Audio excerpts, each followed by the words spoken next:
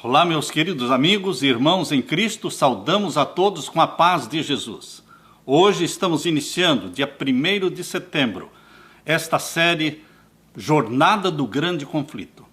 É uma jornada que vai atingir todos os grandes temas, desde o primeiro século, quando o cristianismo foi fundado por nosso Senhor Jesus Cristo, até então a segunda vinda de Jesus Cristo e os 1000 anos e o novo céu e a nova terra.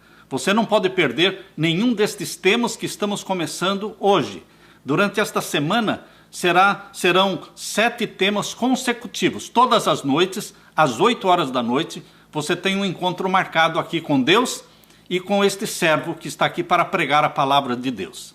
Nós saudamos a todos os nossos irmãos do Brasil, aos nossos irmãos da Europa, aos nossos irmãos da África, aos nossos irmãos dos Estados Unidos e em todas as partes do mundo onde você estiver, o Espírito Santo estará com você aí hoje e durante esta semana toda. Faça planos para não perder nenhum dos temas. Hoje nós vamos iniciar com o tema número 1, que é Jerusalém cercada, como um sinal de fuga. Mas antes de começarmos, nós queremos que você apresente diante de Deus os seus pedidos de oração. Tenho certeza que você deve ter os seus pedidos de oração, suas intercessões. Se você tem alguém, parente, familiar seu, amigo seu, que está sofrendo pelas doenças malignas espalhadas por Satanás no mundo todo, nesta pandemia, apresente diante de Deus seus pedidos de oração neste momento. Eu tenho amigos que estão sofrendo, estão entubados. Eu estou orando por eles incessantemente. Vamos orar. Feche os teus olhos e vamos orar. Pai querido que estás nos céus, humildemente na tua presença, estou aqui com os meus irmãos para iniciar esta jornada de 7 lives sobre a guerra do grande conflito, a guerra entre Cristo e Satanás. Derrama, Pai querido, o Espírito Santo sobre mim e os meus irmãos onde eles estiverem. Conforta o coração de todos, responde às orações de todos. Estende a tua mão, querido Jesus, sobre os enfermos que estão sofrendo por causa desta doença maligna espalhada por Satanás. Que Jesus Cristo venha trazer cura, restauração e salvação para todos. É em nome de Jesus que nós suplicamos e agradecemos. Amém, Senhor. Portanto, meu querido irmão, que bom podermos falar com você sobre esses temas importantes da palavra de Deus. O tema número 1 que nós vamos estudar com vocês hoje, deste livro, O Grande Conflito, é um livro que, quando a autora começou a escrever, Satanás tentou destruir a vida dela.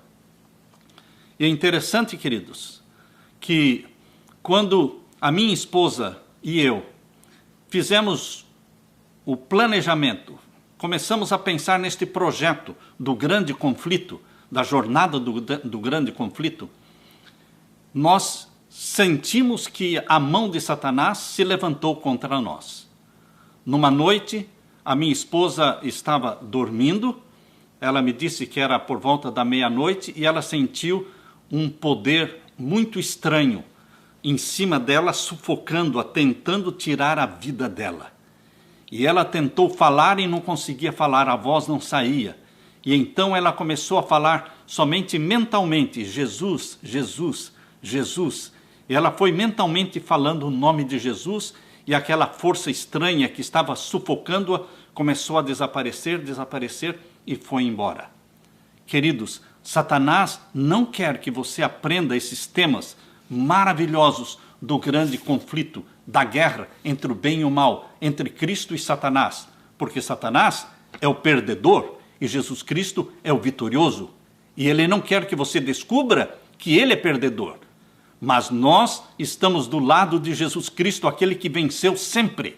Venceu sempre. Venceu no céu, venceu no jardim do Getsemane, venceu no túmulo, quando ele ressuscitou no primeiro dia da semana e deixou o túmulo vazio e disse, eu sou a ressurreição e a vida. Você e eu estamos do lado do grande vencedor, que é Jesus. Aleluia por isso. O primeiro tema que nós estamos abordando, queridos, está falando Jerusalém cercada. É um sinal de fuga. Abra sua Bíblia, então, em Mateus capítulo 24. Abra sua Bíblia em Mateus capítulo 24. E aqui nós vamos ler com vocês um pouquinho deste capítulo tão importante. Eu costumo dizer que o capítulo 24 de Mateus é o Apocalipse dentro dos Evangelhos. E é mesmo, porque este capítulo 24 apresenta temas escatológicos que dizem respeito aos seus dias, aos nossos dias. Aqui em Mateus capítulo 24 nós lemos verso 1 em diante. E quando Jesus ia saindo do templo, aproximaram-se dele os seus discípulos para lhe mostrarem a estrutura do templo. Jesus, porém, lhes disse: não vedes tudo isto? Em verdade vos digo que não ficará aqui pedra sobre pedra que não seja derribada. E estando assentado no Monte das Oliveiras, chegaram-se a ele os seus discípulos, em particular dizendo: dize-nos, quando serão essas coisas? E que sinal haverá da tua vinda e do fim do mundo? E Jesus respondendo, disse-lhes: acautelai-vos, que ninguém vos engane, porque muitos virão em meu nome dizendo eu sou o Cristo, e enganarão a muitos. E ouvireis de guerras e de rumores de guerras. Olhai, não vos assusteis, porque é mistério que isso tudo aconteça, mas ainda não é o fim. Verso 7. Porquanto se levantará nação contra nação e reino contra reino, e haverá fomes e pestes e terremotos em vários lugares. Mas todas estas coisas são o princípio de dores. Então vos hão de entregar para serdes atormentados e matar-vos-ão, e sereis odiados de todas as gentes por causa do meu nome. Nesse tempo, muitos serão escandalizados e trair-se-ão uns aos outros, e uns aos outros se aborrecerão. E surgirão muitos falsos profetas e enganarão a muitos. E por se multiplicar a iniquidade, o amor de muitos esfriará. Mas aquele que perseverar até ao fim será salvo. E este evangelho do reino será pregado em todo o mundo, em testemunho a todas as gentes, e então virá o fim. Quando, pois, virdes que a abominação da desolação, da qual falou o profeta Daniel, está no lugar santo, quem lê, atenda. Queridos, este capítulo 24 de Mateus diz respeito aos dias de Jesus Cristo, quando Jerusalém foi destruída, e diz respeito também aos nossos dias. Estas profecias aqui de Mateus 24 têm duplo sentido, dupla aplicação. Do alto do Monte das Oliveiras, Jesus estava ali olhando para Jerusalém. Bem à vista de Jesus estavam os magnificentes templos, edifícios do grande templo do Senhor. Quando Jesus ia chegando à cidade de Jerusalém, ele olhando para o templo, ele chorou. A Bíblia diz em Lucas capítulo 19, verso 41, que quando ia chegando, vendo a cidade, chorou sobre ela. Jesus chorou por amigos, Jesus chorou também pela cidade de Jerusalém. Jesus também chora por você e por mim. As lágrimas de Jesus não eram lágrimas sendo derramadas por si mesmo. Ele chorava pela sorte dos milhares de Jerusalém, por causa da cegueira espiritual, da impenitência do povo de Israel, que ele viera para buscar e salvar, mas que estavam rejeitando-o como Messias. Jerusalém teria permanecido para sempre como sendo a eleita de Deus, mas a história daquele povo, favorecido por um registro de apostasias e rebelião, eles foram afastando-se de Deus, resistindo à graça do céu, abusando dos privilégios e menosprezando as oportunidades que Deus lhes estava dando. E o próprio Filho de Deus foi enviado pelo Pai para insistir com aquela cidade impenitente. Durante 3 anos e meio, Jesus Cristo exerceu seu ministério na terra. Embora ele tenha vivido 33 anos na terra, mas o ministério de Cristo foi de 3 anos e meio, do ano 27, quando ele foi batizado, até o ano 31, quando ele foi sacrificado, quando ele morreu na cruz do Calvário. 3 anos e meio de ministério. Ele andou fazendo bem, curando a todos os oprimidos do diabo, conforme diz em Atos capítulo 10 e o verso 38. Ele aliviava os quebrantados de coração, punha em liberdade os que se achavam presos, restaurando a vista aos cegos, fazendo andar os coxos e ouvir os surdos, purificando os leprosos, ressuscitando os mortos e pregando o evangelho aos pobres. Lucas capítulo 4, verso 18, e Mateus capítulo 11 e o verso 5. Queridos, a todas estas pessoas, Jesus dirigiu a elas o gracioso, o amável convite: vinde a mim, todos vós que estáis cansados e oprimidos, eu vos aliviarei. Mateus capítulo 8 e o verso 28. Conquanto fosse recompensado o bem com o mal, conquanto o povo de Israel estivesse compensando o amor de Deus com ódio a Jesus Cristo, Jesus Cristo não desistiu, ele prosseguiu firmemente na sua missão de misericórdia e salvar o seu povo. Lá de cima do cume do Monte das Oliveiras, no mesmo ponto que mais tarde foi ocupado por Tito, general Tito, o mesmo lugar onde Tito, no ano 70, olhou Jerusalém antes de destruí-la, naquele mesmo lugar estava ali Jesus Cristo, olhando para a cidade de Jerusalém, olhou através do vale para os pátios e pórticos sagrados, e com a vista obscurecida pelas lágrimas, Jesus via a cidade de Jerusalém sendo rodeada por hostes, exércitos estrangeiros, exércitos romanos. Jesus Cristo, com os olhos da fé, ele pôde ver o tropel dos exércitos romanos dispondo-se para a guerra. Distinguia também as vozes de mães e crianças. Jesus Cristo estava enxergando o futuro, porque ele via a cidade sitiada, mães gritando e apelando, clamando, via a cidade entregue às chamas e o santo e belo templo, os palácios e torres, no lugar em que eles foram erigidos, ali se tornou um monte de ruínas fumegantes. Olhando através dos séculos futuros, Jesus via o povo de Israel sendo espalhado por todas as terras e países. A piedade divina, o terno amor, encontraram expressão nessas palavras melancólicas de Jesus, quando ele disse: Jerusalém, Jerusalém, que matas os profetas, apedrejas os que te são enviados. Quantas vezes quis eu ajuntar os teus filhos, como a galinha ajunta os seus pintinhos debaixo das suas asas, e tu não quisestes. Mateus 23, 37. Jesus, queridos, Jesus, olhando para esta última geração, viu o mundo envolto em engano semelhante ao que causou a destruição de Jerusalém. A mesma profecia que Jesus está fazendo para Jerusalém, ele também olhava com os olhos da fé e viu no futuro a situação terrível em que o mundo estaria em nossos dias.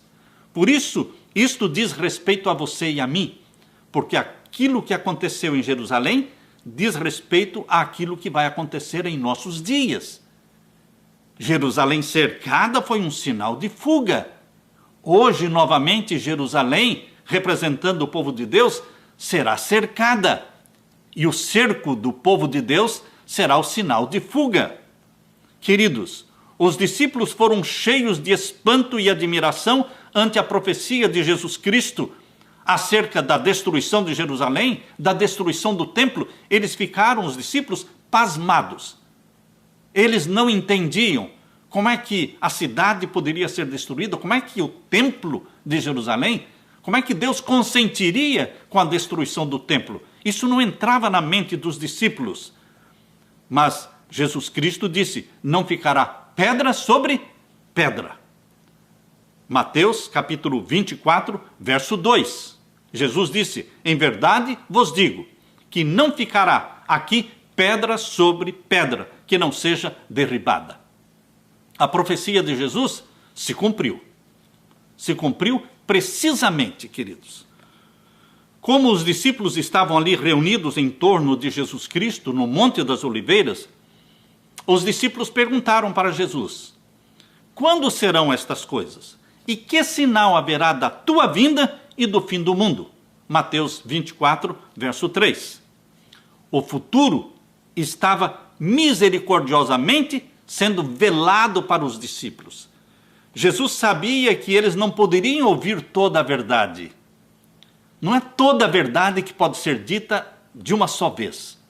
Deus vai contando a verdade, vai revelando a verdade aos poucos, à medida que você pode suportar. Foi assim com os discípulos. Por isso que o futuro foi misericordiosamente velado para os discípulos. Houvessem os discípulos, naquela ocasião, compreendido perfeitamente os dois terríveis fatos, ou seja, os sofrimentos e a morte de Jesus Cristo e a destruição da cidade e do templo, eles teriam sido dominados pelo terror e temor. Por isso Jesus poupou-os, não falando tudo. Cristo apresentou diante deles um esboço dos importantes acontecimentos que iriam ocorrer antes do final do tempo. As palavras de Jesus não foram completamente compreendidas pelos discípulos. Mas o significado destas palavras seriam revelados. O significado seria revelado quando o povo de Deus necessitasse da revelação. A profecia que Jesus proferiu era dupla em seu sentido. Muitos pensam que as profecias da Bíblia nunca são duplas, nunca têm dupla aplicação. Não, queridos. Para nós entendermos as profecias da Bíblia, nós temos que entender que a história se repete. A história se repete. Aquilo que aconteceu na destruição de Jerusalém vai acontecer agora no tempo do fim. Por isso, queridos, Jesus disse, estas profecias têm dupla aplicação. Ao mesmo tempo em que prefigurava a destruição de Jerusalém, eu estou lendo ali o livro O Grande Conflito, na página 25. É esse texto que eu estou lendo, página 25, parágrafo 3. A profecia que ele proferiu era dupla em seu sentido. Ao mesmo tempo em que prefigurava a destruição de Jerusalém, representava igualmente os terrores do último grande dia. Do que é que Jesus estava falando sobre os terrores do último grande dia? Jesus está falando dos nossos dias. Dos nossos dias. Você e eu estamos vivendo os terrores do último grande dia. Queridos, quando, pois, virdes, Mateus capítulo 24, verso 15 e 16, nós lemos, quando, pois, virdes que a abominação da desolação é um termo, é uma expressão, é uma frase que foi cunhada por Daniel, apareceu lá em Daniel capítulo 11 e apareceu também em Daniel capítulo 12. Abominação da desolação da qual falou Daniel. Quando ela estiver no lugar santo, quem lê, atenda. Então os que estiverem na Judéia, fujam para os montes. Mateus 24, 15 e 16.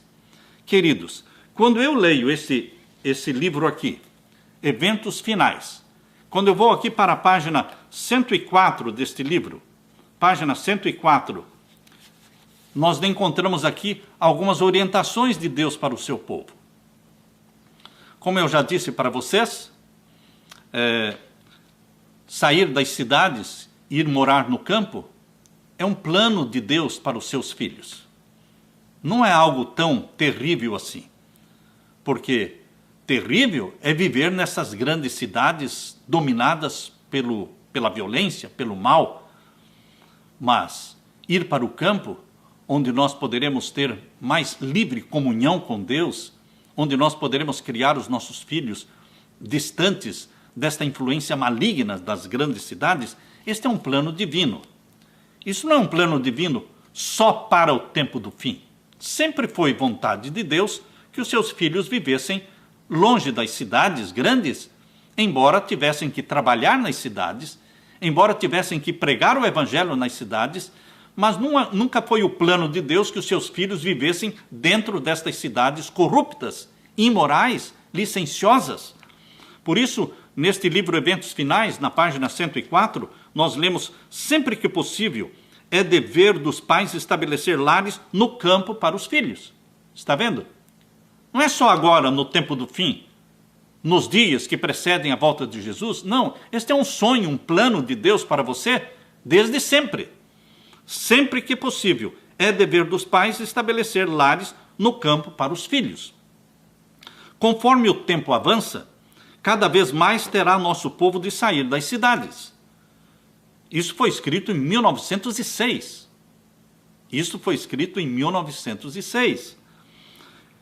Cada vez nosso povo terá mais urgência para sair das cidades. Durante anos, temos recebido a instrução de que nossos irmãos e irmãs, e especialmente as famílias que têm filhos, devem fazer planos para abandonar as cidades conforme diante deles se abra o caminho para fazê-lo. Isto é assunto de oração. Não é assunto de atropelamento. Não é sair atropelado da cidade irresponsavelmente, sem preparo nenhum. Não, queridos. Tem que ser um assunto de oração, de planejamento entre marido e esposa e filhos. Planejamento. Quando nós vamos, para onde nós vamos, em quanto tempo nós vamos, quais são os passos preparatórios que precisamos dar.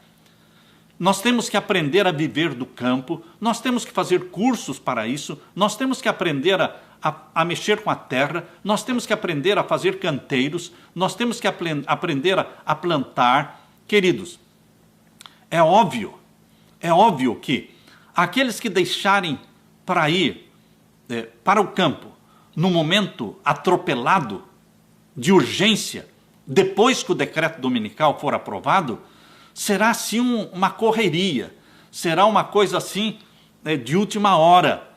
Deus quer que você faça de forma responsável. Não é obrigado a fazer, mas ore sobre esse assunto. Pense nisso, planeje isso. Aqui na página 105 do Eventos Finais, nós lemos assim: cada qual tome tempo para considerar cuidadosamente e não ser como o homem da parábola que começou a edificar e não pôde terminar. Está percebendo como Deus fala de forma bem criteriosa, não atropelada? Cada qual tome tempo para considerar cuidadosamente e não ser como o homem da parábola que começou a edificar e não pôde terminar. Nenhuma mudança se deve fazer sem que tal passo e tudo o que ele implica sejam cuidadosamente considerados e tudo pesado. Tudo tem que ser analisado, pesado. Porque todos os que têm filhos têm que pensar no homeschooling, ou seja, como é que as crianças vão estudar, você que trabalha, como é que você vai sobreviver. Tudo isso tem que ser pesado na balança. Pode haver indivíduos que agem precipitadamente e entram em algum negócio de que nada sabem. Deus não exige tal coisa. Deus não exige tal coisa. Que você, vou ler de novo aqui, pode haver indivíduos que agem precipitadamente. Deus não quer que você haja precipitadamente, irresponsavelmente. Afinal de contas, você tem família, você tem filhos. E, queridos, aqui diz, entram em algum negócio de que nada sabem. Você tem que se preparar para isso. Deus não exige tal coisa. Nada se faça de maneira desordenada. Estou lendo Eventos Finais, página 106. Não é para fazer de forma desordenada, para que não haja grande perda ou sacrifício de propriedade, devido a discursos ardentes e impulsivos que despertam um entusiasmo que não é segundo a vontade de Deus, para que, por falta de equilibrada moderação e devida contemplação e de sadios princípios e propósitos, uma vitória que necessitava ser ganha se transforme em derrota. Por isso, tem que ser de forma planejada, organizada e com oração. Deus vai te orientar, querido marido, querida esposa, queridos irmãos. Deus vai orientar a todo aquele que pede. É assim que Deus está dirigindo a minha vida. Deus convenceu a mim e a minha esposa e aos meus filhos. Ele nos convenceu de que é hora. Eu já moro numa chácara, mas Deus nos convenceu de que nós deveríamos morar num lugar bem mais distante. Por isso eu já anunciei aqui numa outra live que nós planejamos voltar para o Brasil. E, queridos, Deus preparou um lugar para nós. Nós estamos dando passos responsavelmente, organizadamente. não vem muito distante o tempo, diz ainda na página 106. Eventos finais. Não vem ainda muito distante o tempo em que, como os antigos discípulos, seremos forçados a buscar refúgio em lugares desolados e solitários, como o cerco de Jerusalém. Percebam como é dupla a aplicação da profecia feita por Jesus em Mateus capítulo 24. Veja como ela tem um sentido duplo. Como o cerco de Jerusalém pelos exércitos romanos era o sinal de fuga para os cristãos judeus, assim o arrogar-se nossa nação, falando dos Estados Unidos, o arrogar-se nossa nação, o poder no decreto que torna obrigatório o dia do repouso papal, será uma advertência para nós. Será então tempo de deixar as grandes cidades, passo preparatório para sair das menores para lares retirados em lugares solitários entre as montanhas. Portanto, meus queridos, este movimento em prol da santificação do domingo são sinais de que está na hora de nós fazermos planos para abandonar as grandes cidades, buscando então viver no campo, mas não correndo, e sim de forma organizada, pensada, equilibrada. Deus não quer que este plano, que deve ser vitória e bênção, se transforme em fracasso e maldição. Deus não quer que isso aconteça. Por isso, cada papai, cada mamãe deve fazer disso um assunto de oração. Oração. Nós lemos no Grande Conflito, no capítulo 1, nós lemos ali quando os estandartes idolátricos dos romanos fossem erguidos em Terra Santa. Isso eu estou lendo o Grande Conflito, capítulo 1, na página 25. Quando os estandartes idolátricos dos romanos fossem erguidos em Terra Santa, a qual ia um pouco além dos muros da cidade, então os seguidores de Cristo deveriam achar segurança na fuga. Quando os filhos de Deus vissem que Jerusalém estava cercada pelo exército romano, e ao redor de toda a cidade de Jerusalém, eles fincaram, plantaram o estandarte idolátrico romano, que era a bandeira do exército romano. A cidade estava cercada. Jesus disse, este é o sinal para a fuga. Mas como fugir se estamos cercados? Queridos, Deus toma cuidado, Deus prepara o caminho, Deus toma as providências para que você possa, sim, sair de forma responsável das grandes cidades e ir para o campo. Então, quando fosse visto o sinal de aviso, os que desejavam escapar não deveriam se demorar. Tem muita gente que cruza os braços e diz, eu não estou nem aí, eu vou ficar na cidade mesmo. Queridos, aqueles que ficarem nas cidades, nas grandes cidades, eu digo, não estarão pecando. Não estarão pecando e não estão perdidos. Obviamente que não. Mas vão sofrer mais. Vão sofrer mais pela escassez de alimento, pela escassez da água, vão sofrer mais as pressões da perseguição, porque vão estar cercados por inimigos. Por isso, queridos, poupando a sua família, poupando a sua própria vida, Deus está aconselhando você buscar de forma pensada, organizada e responsável, buscar um lugar mais distante para que você possa viver com a sua família e ter o sustento da própria terra. Quando fosse visto o sinal do aviso, os que desejavam escapar não deveriam se demorar. Por toda a terra da Judéia, bem como em Jerusalém mesmo, o sinal para a fuga deveria ser imediatamente obedecido. Aquele que acaso estivesse no telhado, disse Jesus, não deveria descer à casa, mesmo para salvar os tesouros mais valiosos. Os que estivessem trabalhando nos campos ou nos vinhedos não deveriam tomar tempo para voltar a fim de apanhar a roupa exterior posta de lado enquanto estavam a labutar no calor do dia. Não deveriam hesitar um instante para que não fossem apanhados pela destruição geral. No reinado de Herodes, Jerusalém não só havia sido grandemente embelezada, durante o longo período do reinado de Herodes, ele embelezou a cidade de Jerusalém, Ele construiu torres, muralhas, fortalezas. Em acréscimo à força natural da sua posição, a cidade se tornou aparentemente uma proteção, um quartel, um forte inexpugnável. Aquele que nesse tempo, qualquer pessoa que naquele tempo, olhando para aquela cidade que era uma fortaleza inexpugnável, e dissesse que Jerusalém seria invadida e destruída, eles ridicularizariam esta pessoa. Eles diriam que isso nunca aconteceria. Como no tempo de Noé. No tempo de Noé, quando ele pregou a mensagem de que o mundo seria destruído por um dilúvio de água, ora, nunca tinha chovido sobre a terra. Eles começaram a rir da mensagem de Noé. Assim também, muitos riram da mensagem de Jesus, da destruição do templo e da destruição de Jerusalém. Mas, queridos, Jesus disse em Mateus 24:35, o céu e a terra passarão, mas as minhas palavras, disse Jesus, não hão de passar. Mateus 24:35. Por causa dos seus pecados foi anunciada a ira contra Jerusalém e a sua pertinaz incredulidade selou-lhe a sorte. Durante quase 40 anos, depois que a condenação de Jerusalém foi pronunciada por Jesus, passados 40 anos, o Senhor retardou os juízos sobre Jerusalém.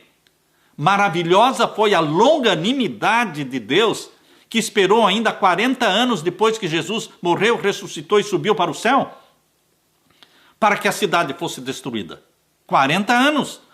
Mas, queridos, a parábola da árvore infrutífera representava o trato de Deus com a nação judaica, porque não adiantou Deus esperar 40 anos, porque a cidade continuou o quê? Impenitente. Por isso foi dada a ordem, corta. Na parábola da árvore infrutífera, a ordem foi, corta, porque ocupa ainda a terra inutilmente. Lucas 13, verso 7. Muitos havia ainda entre os judeus que eram ignorantes quanto ao caráter e à obra de Jesus.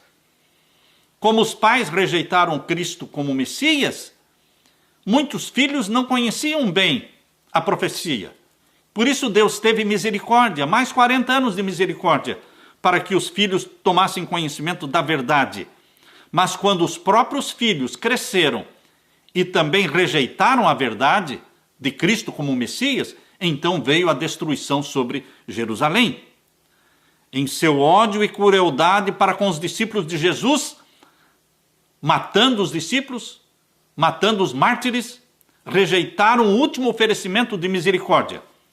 Afastou Deus então deles a proteção, retirando o poder de Deus de sobre Jerusalém, aquilo que restringia Satanás e os seus anjos, de maneira que a nação judaica ficou entregue a Satanás como chefe que eles escolheram para servir.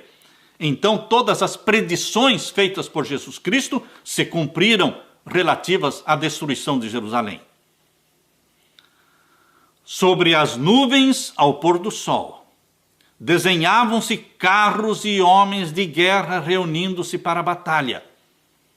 Os sacerdotes que estavam ministrando à noite no templo, antes da destruição do templo, antes da destruição do ano 70, aqueles sacerdotes que estavam ali ministrando no templo à noite, eles se aterrorizavam com sons misteriosos. A terra tremia e ouvia-se muitas vozes a clamar, partamos daqui, partamos daqui. A grande porta oriental da cidade de Jerusalém, uma porta, um portão muito pesado, muito grande, dificilmente poderia ser fechada por poucos homens, precisavam de 20 homens para poder fechar aquele grande portão oriental da cidade de Jerusalém. E este portão estava seguro por imensas barras de ferro fixas profundamente no pavimento de pedra sólida. Este portão se abriu à meia-noite, independente de qualquer agente visível.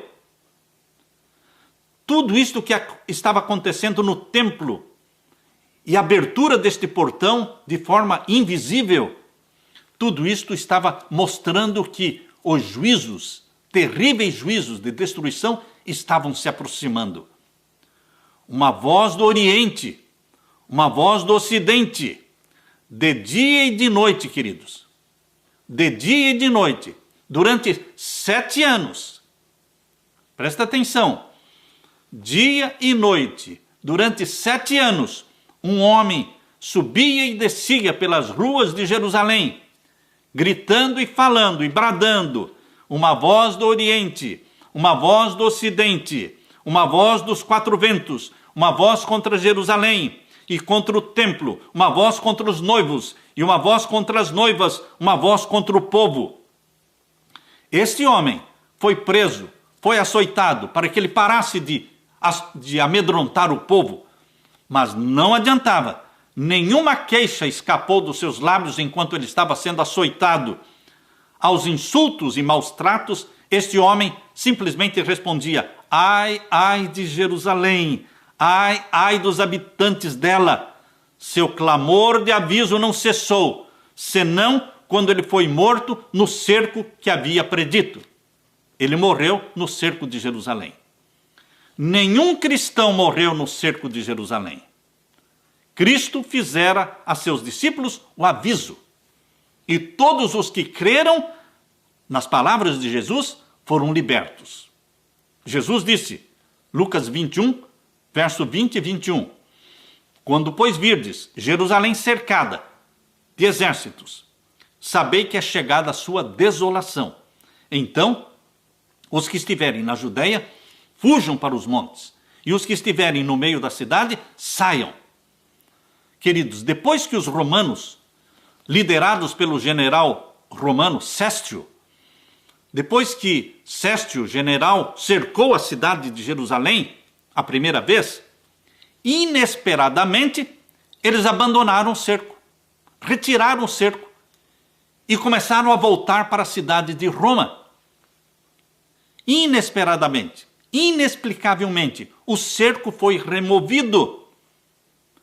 Queridos, os cristãos que estavam dentro de Jerusalém viram aí o sinal pronunciado por Jesus Cristo.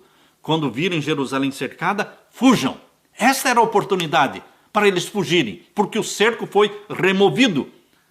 A história nos informa que no primeiro cerco de Jerusalém foi no tempo do imperador Nero, o imperador de Roma. Nero, ele suicidou no ano 68.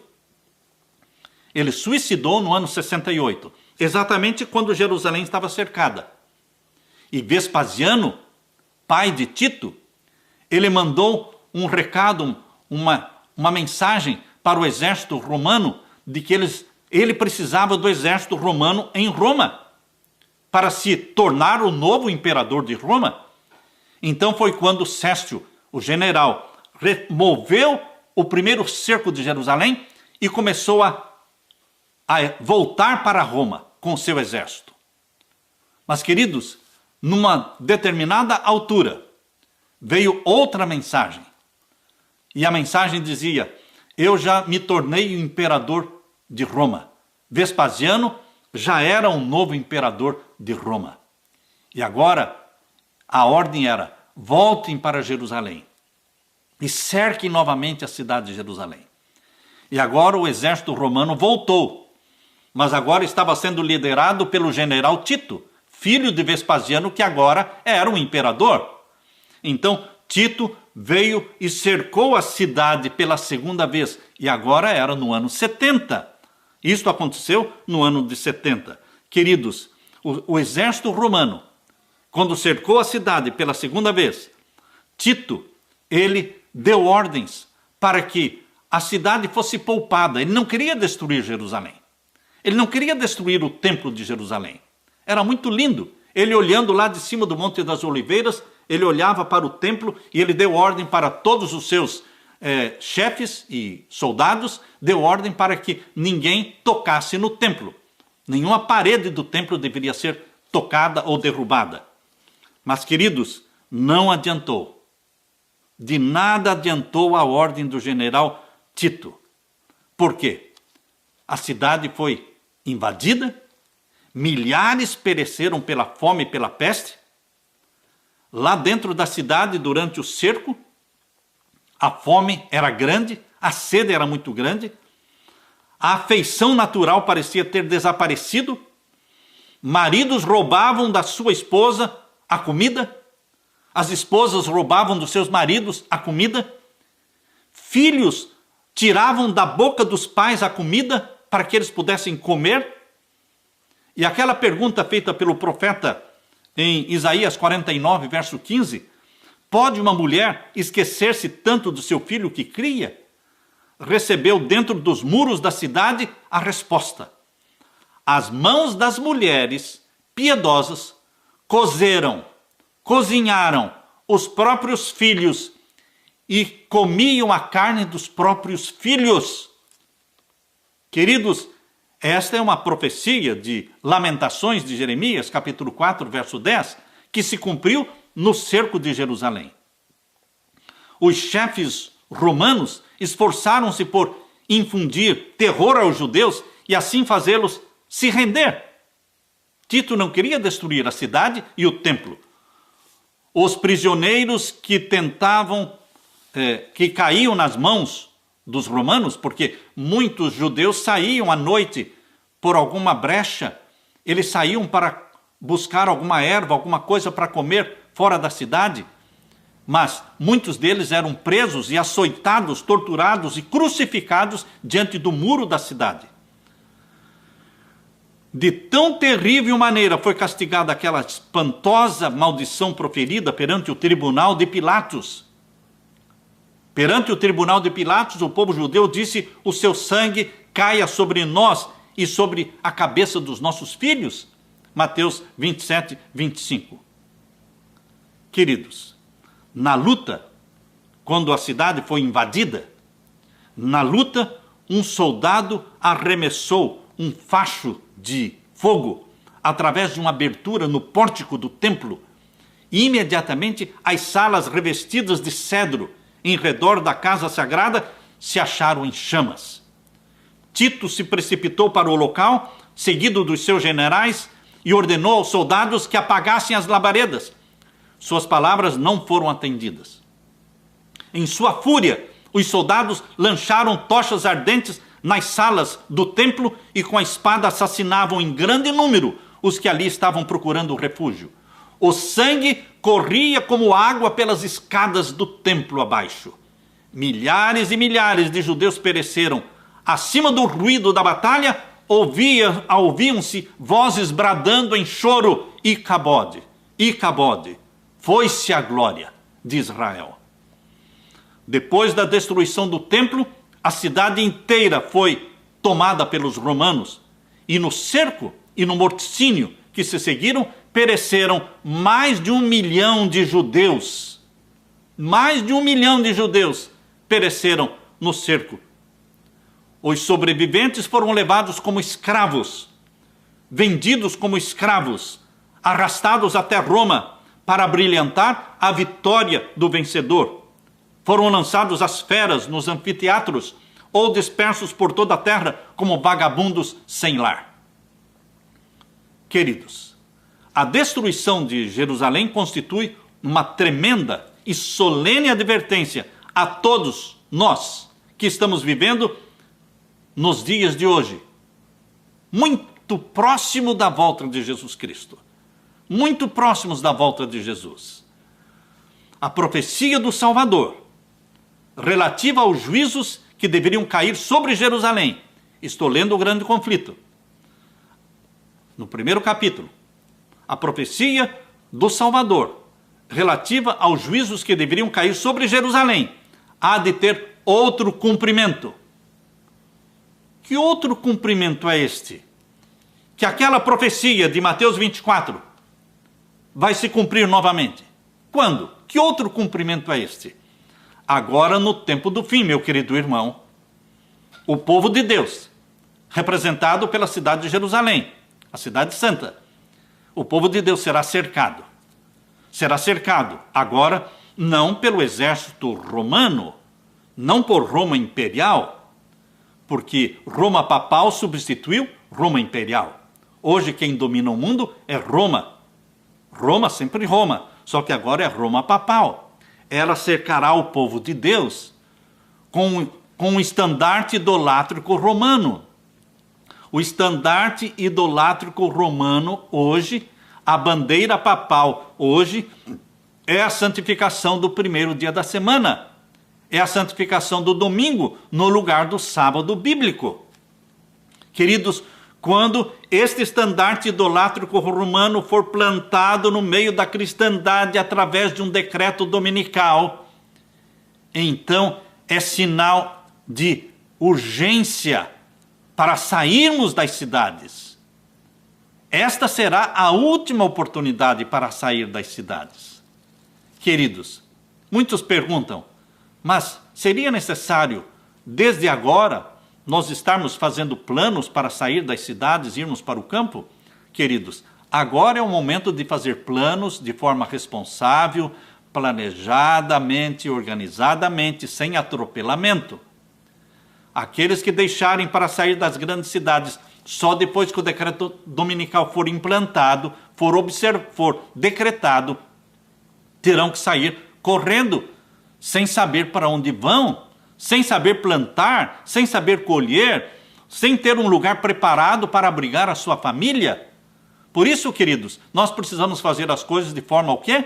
Organizada, pensada, equilibrada, para que o plano de Deus venha ser bênção na sua família, bênção sobre você. Naquele dia da destruição de Jerusalém, bem como nos nossos dias, Deus livrará o seu povo. Assim como não morreram os cristãos na destruição de Jerusalém, o povo de Deus também será protegido neste período em que Roma papal vai cercar o povo de Deus com o decreto dominical. Isaías capítulo 4, verso 3, diz assim: todo aquele que estiver inscrito entre os vivos, eles serão libertos pelo poder de Deus. Cristo declarou que ele virá a segunda vez. Ele disse: todas as tribos da terra se lamentarão e verão o Filho do Homem, vindo sobre as nuvens do céu, com poder e grande glória. E ele enviará os seus anjos com rijo clamor de trombeta, os quais ajuntarão seus escolhidos desde os quatro ventos de uma a outra extremidade dos céus. Mateus 24, versos 30 e 31. Jesus virá. Bendito seja o nosso querido Jesus, que virá, e virá muito em breve. Então, os que não obedecem ao Evangelho serão consumidos pelo espírito da sua boca e serão destruídos pelo esplendor da sua vinda. Os ímpios que estiverem vivos na segunda vinda de Cristo serão destruídos pelo resplendor da vinda de Cristo. Este resplendor da glória que acompanha Jesus Cristo, este mesmo resplendor, quando incide sobre os salvos, sobre os santos filhos de Deus, os transforma de mortais para imortais. Mas este mesmo resplendor e glória que acompanha a volta de Jesus, quando incide sobre os ímpios, os fulmina e os destrói. Segundo Tessalonicenses capítulo 2, verso 8. Assim como Jesus preveniu seus discípulos quanto à destruição de Jerusalém, dando-lhes um sinal da ruína que se aproximava para que pudessem escapar, também Jesus advertiu o mundo dos nossos dias quanto ao dia da destruição final e lhes deu sinais da sua aproximação para que todos os que queiram possam fugir da ira vindoura. Os que contemplam estes prenúncios da vinda de Cristo devem saber que está próximo, às portas. Você é daquele servo que diz: tarde virá o meu Senhor? Ou você está entre os servos que dizem: cedo virá o meu Senhor? Como é que nós podemos ser classificados? O mundo não está mais preparado hoje para dar crédito à mensagem para este tempo do que estiveram os judeus para receber o aviso do Salvador relativo à destruição de Jerusalém. Venha quando vier, o dia do Senhor virá como um ladrão, de improviso, sobre os ímpios. Lembre-se, a segunda vinda de Jesus será de improviso como ladrão, uma vinda inesperada para os ímpios, não para os filhos e filhas de Deus que estão estudando a palavra de Deus, estão vivendo em comunhão com Jesus Cristo. Para eles não, porque eles entendem os sinais dos tempos. Eles entendem que a volta de Jesus está se aproximando rapidamente. E a nossa missão, queridos, a minha e a sua, é nos prepararmos nossa família para a segunda vinda de Jesus em glória e majestade. Ele não disse o dia e a hora ainda? Não, nós não sabemos o dia e a hora. Mas nós vamos saber muito em breve o dia e a hora da volta de Jesus, porque Deus anunciará isso depois do fechamento da porta da graça. Mas hoje nós não sabemos o dia e a hora, mas nós sabemos que é chegado o tempo. Pelos sinais dos tempos, a condição do mundo, nós sabemos que chegou o tempo do fim. Jesus Cristo quer derramar sobre você bênçãos. Jesus Cristo quer derramar sobre você o Espírito Santo. Para que você, sua esposa, seus filhos, se preparem para este grande, o maior de todos os eventos, a segunda vinda de nosso Senhor Jesus Cristo em glória e majestade. Que Deus derrame sobre você o Espírito Santo, meu irmão. Que você não perca nenhuma destas lives. Hoje, dia 1º de setembro, foi a primeira. Amanhã e depois, durante 7 noites consecutivas, às 8 horas da noite, nós estaremos aqui, estudando a palavra com você. Nós vamos deixar os grupos abertos. Sempre depois da live, nós deixamos os grupos abertos para que você entre ali e possa fazer a sua pergunta. Que Deus derrame sobre você o Espírito Santo. É a minha oração. Deixe-me orar com você. Pai querido que estás nos céus, humildemente eu peço que o Senhor derrame o Espírito Santo sobre os meus irmãos, minhas irmãs, os jovens da tua igreja, os líderes da tua igreja. Derrama o Espírito Santo sobre cada um. Que o Senhor nos acorde desta mornidão, desta sonolência laodiceana. Que o Senhor nos acorde. Que o Senhor faça o número do remanescente fiel crescer para a glória do teu nome. Que o Senhor nos prepare para estes últimos eventos e que a segunda vinda de Jesus não nos pegue de surpresa, porque aos filhos e filhas de Deus serão anunciados os acontecimentos finais, para que eles se preparem, para que conheçamos o tempo em que nós vivemos, para que conheçamos os sinais dos tempos. Derrama o Espírito Santo sobre os meus irmãos e sobre mim também. Em nome de Jesus clamamos e te agradecemos. Amém e amém. Fique com a paz de meu Senhor Jesus Cristo. Até amanhã, no mesmo horário.